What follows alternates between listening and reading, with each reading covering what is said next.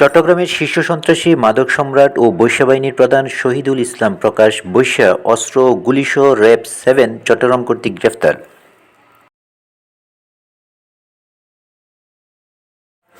গ্রেফতারকৃত বৈশ্যা চট্টগ্রাম মহানগরীর চানগা পাঁচলাশ এলাকায় অস্ত্র ব্যবসা, ইয়াবা, মাদক কারবার সহ বিভিন্ন কিশোর গ্যাংয়ের দ্বারা আধিপত্য বিস্তার করে চট্টগ্রামে চাঁদাবাজি করে আসছিল।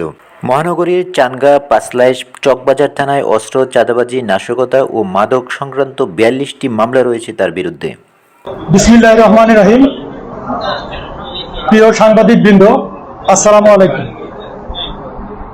গতকাল 20 ডিসেম্বর 2025 রাত আনুমানিক 9:40 ঘটিকায় চট্টগ্রাম মহানগরীর চাঁদগাঁও থানাধীন ফিনলে সাউথ সিটি সেন্টারের সামনে অভিযান চালিয়ে চট্টগ্রামের শীর্ষ সন্ত্রাসী ও মাদক সম্রাট চট্টগ্রামের চাঁদগাঁও সহ অন্যান্য থানার হত্যা চেষ্টা, ছিনতাই, মাদক সহ 42টি মামলার আসামি শহীদুল ইসলাম প্রকাশ বৈশ্যা তাকে গ্রেফতার করে র্যাব 7 চট্টগ্রামের একটি আভিযানিক দল। গ্রেফতারকালে তার কাছ থেকে একটি বিদেশি পিস্তল, 9 রাউন্ড গুলি সহ একটি ম্যাগাজিন উদ্ধার করা হয়। আপনারা ইতিমধ্যেই অবগত আছেন যে গত 9 জুলাই 2025 তারিখে চট্টগ্রাম মহানগরীর চাঁদগাঁও থানাধীন খতিবের হাট এলাকায় অবৈধ আধিপত্য বিস্তারকে কেন্দ্র করে দুটি সন্ত্রাসী গ্রুপের মধ্যে প্রকাশ্যে গোলাগুলির ঘটনা ঘটে। এই দুটি গ্রুপ হচ্ছে একটি বৈশ্য বাহিনী আর একটি টেম্পু বাহিনী। টেম্পু বাহিনীর লিডার হচ্ছে ইসমাইল হোসেন টেম্পু, যে বর্তমানে বাংলাদেশ সেনাবাহিনী কর্তৃক গ্রেপ্তার হয়ে জেল হাজতে আছে। উক্ত গোলাগুলির ঘটনায় র্যাব 7 চট্টগ্রাম ও চট্টগ্রাম মেট্রোপলিটন পুলিশ যৌথ অভিযান পরিচালনা করে বিপুল পরিমাণ আগ্নেয়াস্ত্র, গোলা বারুদ, দেশীয় অস্ত্র, বিভিন্ন থানা থেকে লুট হওয়া অস্ত্র সহ 11 জনকে গ্রেপ্তার করতে সমর্থ হয়। এ সময় ঘটনাস্থল থেকে শহীদুল ইসলাম প্রকাশ বৈশ্যা কৌশলে পালিয়ে যায়।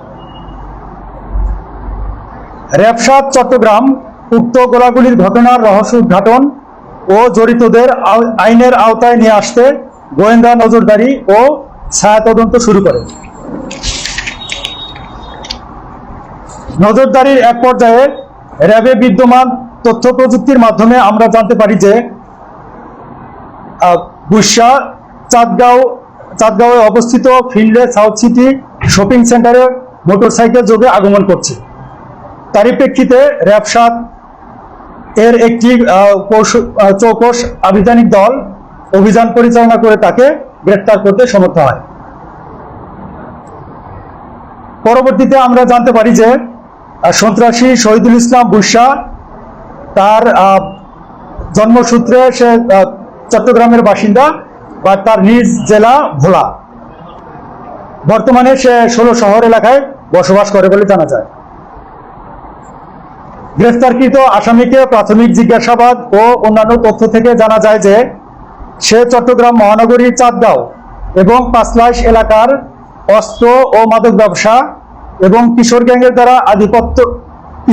দ্বারা আধিপত্য বিস্তার করে চাঁদাবাজি করে থাকে। এছাড়াও বদ্দারহাট কাঁচা বাজার এলাকায় দিগন্ত টাওয়ারে তার একটি টর্চার সেল ছিল বলেও জানা যায়। তার আধিপত্য বিস্তারকে কেন্দ্র করে তার যদি কেউ অবাধ্য হতো অথবা কেউ চাঁদা দিতে অস্বীকার করত, তাহলে তাকে উক্ত টর্চার সেলে গ্রেপ্তার করা হতো বলে জানা যায়।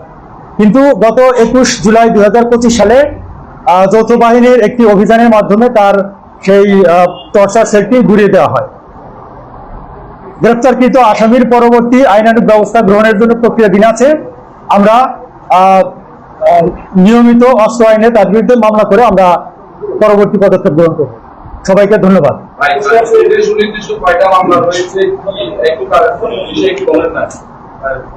তার পিসিপিআর অনুযায়ী তার বিরুদ্ধে 42টি মামলা রয়েছে। 42টি মামলা রয়েছে বলে আমরা জানতে পারি। 42টি মামলার ভিতরে বেশিরভাগ মাদক, অস্ত্র তারপরে আপনার হত্যা চেষ্টা ইত্যাদিতে মামলাগুলো রয়েছে। র্যাপিড অ্যাকশন ব্যাটালিয়ন তার প্রতিষ্ঠা লগ্ন থেকে অস্ত্র চোরাচালান, মাদক এবং হত্যা এই সমস্ত আসামিগুলোকে সর্বাধিক গুরুত্ব দিয়ে অভিযানগুলো পরিচালনা করে থাকে। এবং আমরা আসন্ন নির্বাচনকে কেন্দ্র করে শুধু নয়, আমরা সবসময়ই মাদক এবং অস্ত্রের বিরুদ্ধে নিয়মিত অভিযান পরিচালনা করে থাকি। এবং এই মাসেও, এই চলতি মাসেও আমরা বিভিন্ন অভিযান পরিচালনা করেছি এবং আমরা 3টি অস্ত্র উদ্ধার করতে সমর্থ হয়েছি। এবং তার আগের মাসে আমরা 4টি অস্ত্র উদ্ধার করেছি এবং আমাদের অন্যান্য অভিযান নিয়মিতভাবে পরিচালিত হয়ে আসছে। বুশরা আমরা প্রাথমিক জিজ্ঞাসাবাদ এবং তার সোশ্যাল মিডিয়া বা অন্যান্য তথ্য থেকে আমরা যেটা জানতে পেরেছি, তার এখানে চাঁদগাঁও এবং পাঁচলাইশ এলাকায় প্রাথমিক জিজ্ঞাসাবাদে আমরা যেটা জানতে পেরেছি যে তার আসলে ওইরকম আশ্রয় প্রশ্রয় দাতা আমরা ওইভাবে খুঁজে পাইনি এখনো পর্যন্ত। হয়তো পরবর্তীতে পরিপূর্ণ তদন্তের মাধ্যমে যদি এ ধরনের কোনো আশ্রয়দাতা পাওয়া যায়, হয়তো সেটা জানা সম্ভব হবে। আমরা যদি তাদেরকে ফলো না করি তাহলে তো আমরা তাকে জানতাম না, ধরতে পারতাম না।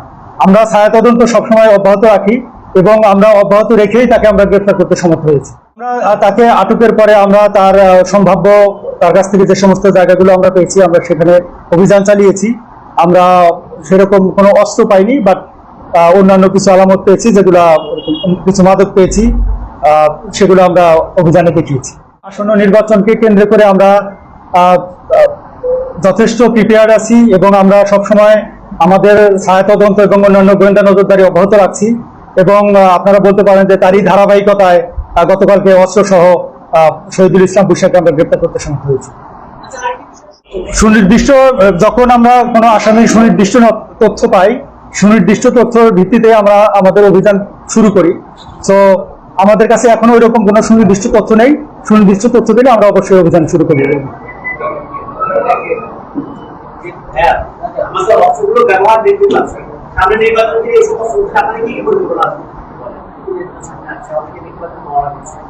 আমি ইতিমধ্যে বলেছি যে আমাদের অস্ত্র উদ্ধার এবং মাদক বিরোধী নিয়মিত অভিযান অব্যাহত আছে এবং সামনে নির্বাচনকে কেন্দ্র করে আমাদের আরো অভিযান আরো তোড়জোড় করবো ইনশাল্লাহ সামনে।